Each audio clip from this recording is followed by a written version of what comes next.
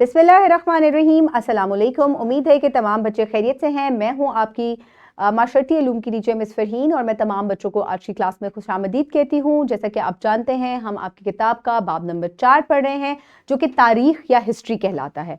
आज मैं आपको इसका सबक नंबर 4 मुकम्मल करवाऊंगी। तो प्यारे बच्चों, दोहराई कर लेते हैं, क्योंकि हम मेसोपोटामिया की तहजीब जो है, इसका आमद और फिर इसका जवाल जो है, वो दोनों लेक्चर्स मुकम्मल कर चुके हैं। तो जल्दी से मुझे बताएं कि मेसोपोटामिया की तहजीब के जवाल के पीछे क्या वजूहात थी। वेरी गुड, शाबाश। तो प्यारे बच्चों, आज के सबक में आप इस काबिल हो जाएंगे कि वादिय नील या मिस्र की जो तहजीब है, उसकी आमद और तर्ज जिंदगी के बारे में जो है आप बयान कर सकेंगे। तो प्यारे बच्चों, मिस्र की तहजीब कहां परवान चढ़ी? ये दरियाए नील के किनारे परवान चढ़ी, क्योंकि हमेशा ये जो आगाज की तहजीबें हैं, ये तमाम तहजीबें ही मुख्तलिफ दरियाओं के किनारे आबाद थी। तो मिस्र की तहजीब जो है, इसको इसीलिए वादी नील की तहजीब भी कहा जाता है, क्योंकि ये दरियाए नील के किनारे आबाद थी। आप एहराम के बारे में क्या जानते हैं? इस तहजीब की सबसे प्रोमिनेंट चीज जो है, यानी कि जब भी हम मिस्र की तहजीब के बारे में सोचते हैं तो फौरन से हमारे ज़हन में पिरामिड्स या एहराम मिस्र आ जाते हैं। तो यही इस तहजीब की सबसे प्रोमिनेंट चीज़ है, और ये एहराम जो हैं ये मिस्र में मौजूद हैं, और ये जो है बहुत साल, हज़ारों साल पुराने हैं, और ये फ़िरौन के बनाए गए थे। ये कुछ ऐसी अहम मालूमात है जो कि तकरीबन तमाम बच्चों को मालूम है।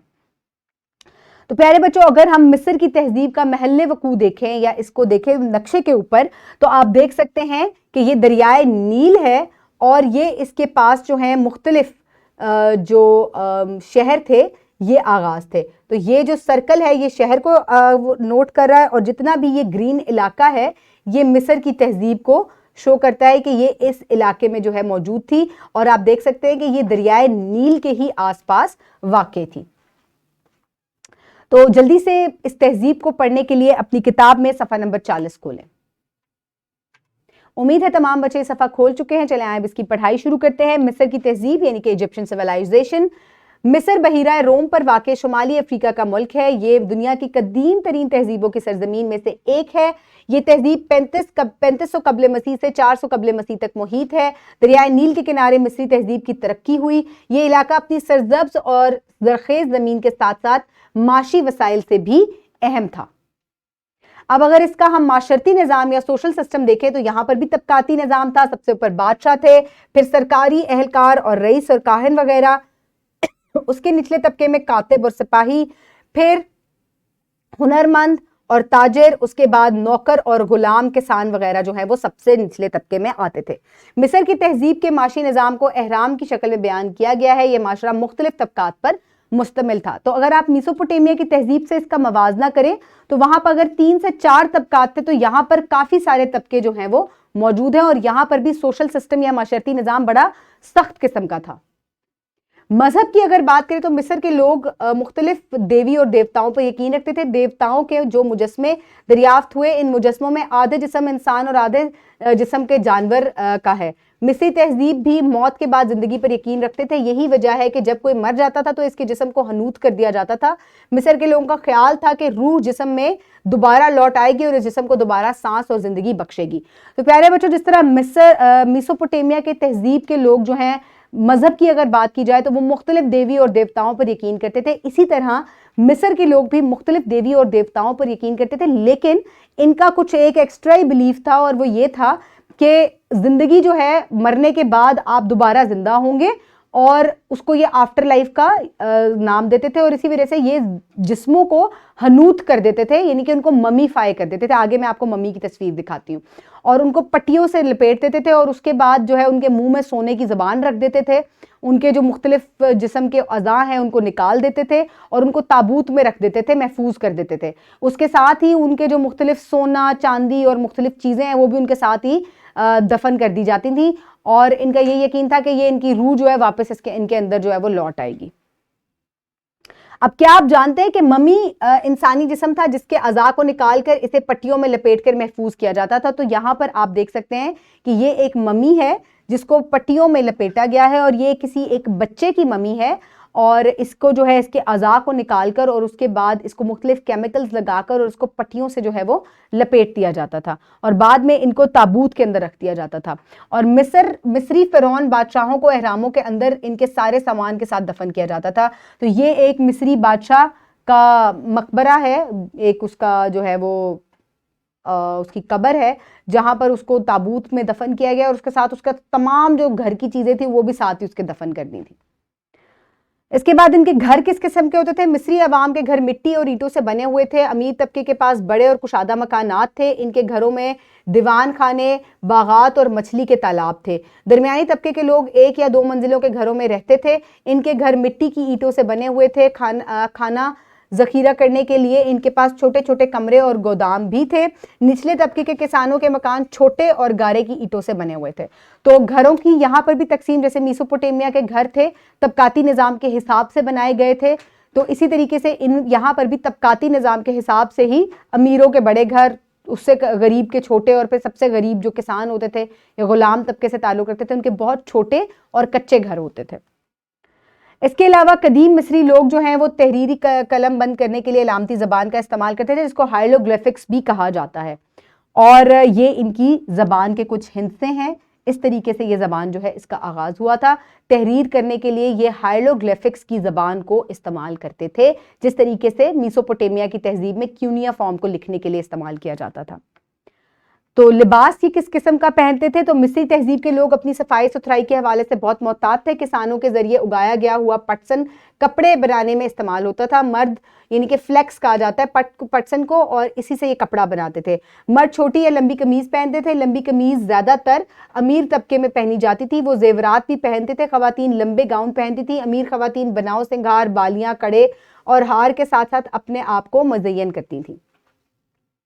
اور کیونکہ یہ بھی دریا کے گرد آباد تھے اور پہلے لوگوں میں کا جو کام ہوتا تھا زیادہ تر وہ زراعت ہوتا تھا, تو مصری تہذیب کے بیشتر افراد کاشتکاری سے منسلک تھے. انہوں نے جو گندم اور سبزیاں جیسے کہ پیاز, لہسن, پھلیاں, دالیں, مٹر, مولی, گوبھی, کھیرے اور پالک کاشت کی. یہاں کھجور, انجیر, انار, خربوزے اور انگور جیسے پھل بھی موجود تھے.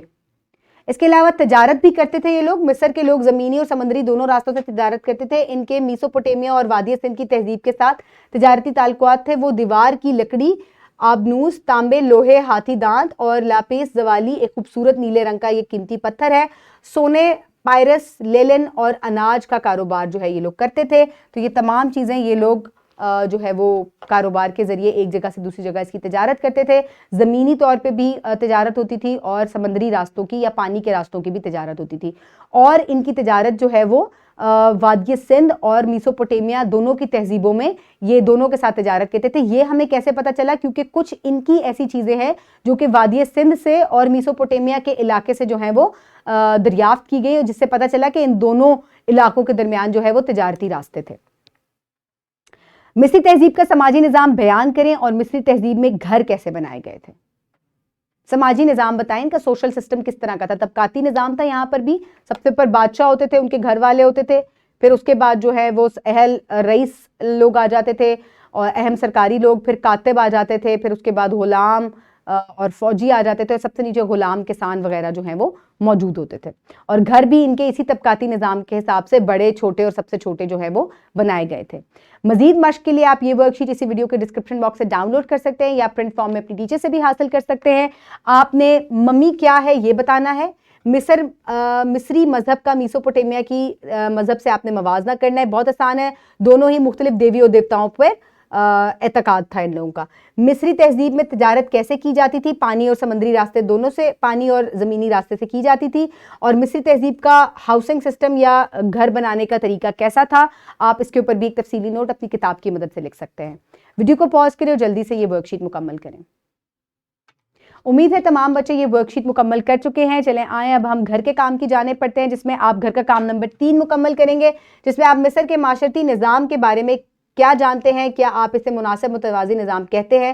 دونوں صورتوں کو دلائل کی مدد سے واضح کریں گے آپ.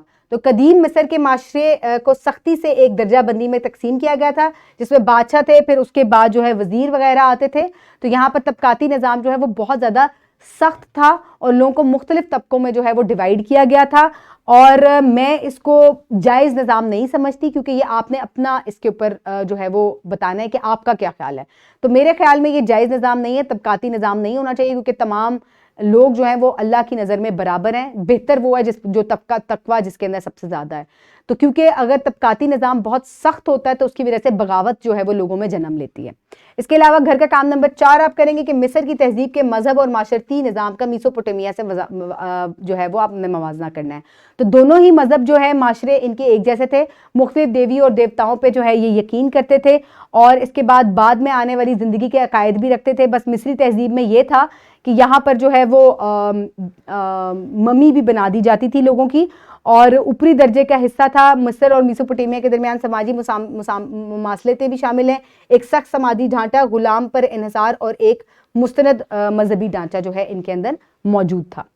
اس کے علاوہ مصری تہذیب کا معاشرہ نظام مختلف طبقات پر مشتمل تھا. یہاں مقامات کی تعمیر معاشرتی طبقات کے مطابق کی جاتی تھی. اگر آپ کو لگتا ہے کہ اس طبقاتی نظام کا ان کے معاشرے نظام یا زراعت تجارت پر کوئی اثر تھا، دونوں صورتوں میں دلائل کی مدد سے جواب کی وضاحت کریں. تو کیونکہ مصری معاشرہ جو ہے یہ بھی طبقاتی نظام کے اوپر جو ہے وہ رائج تھا، تو آپ کو کیا لگتا ہے کہ اس کا ان کے معاشرے کے اوپر کیا فرق پڑا؟ تو کیونکہ یہاں پر بہت سارے لوگ جو تھے وہ کسان نچلے طبقے میں آتے تھے، مختلف معمار جو ہے وہ آتے تھے نچلے طبقے میں، تو اس وجہ سے یہ لوگوں کو کنٹرول کرتے تھے، اور اس وجہ سے انہوں نے ایک ٹائم پر ترقی کی، لیکن بہت زیادہ سٹرکٹ طبقاتی نظام کی وجہ سے بھی ان کا کچھ زوال ہوا. لیکن شروع میں لوگوں کو کنٹرول کرنے کے لیے اور اپنی شہروں کی آباد کاریوں کے لیے انہوں نے جو طبقاتی نظام بنایا تھا اس سے ان کو بہت زیادہ فائدہ بھی ہوا تھا. آج ہم نے مصری تہذیب کے بارے میں پڑھا جو کہ دریائے نیل کے کنارے آباد تھی، اور مصر کا معاشرہ جو ہے وہ مختلف طبقات پر مبنی تھا. اس کے علاوہ مصری لوگ مختلف خداؤں کو مانتے تھے اور ان کے مجسموں کی پوجا کرتے تھے، جن کے جسم آدھے انسان اور آدھے جانور کے ہوتے تھے. مصر کے لوگ تجارت اور زراعت سے بھی ان کا جو ہے وہ ان سے منسلک رہے ہیں. امید ہے کہ آپ نے آج کے سبق کو انجوائے کیا ہوگا. اپنے ارد گرد کے لوگوں کا خیال رکھیے گا. بہت شکریہ. اللہ حافظ.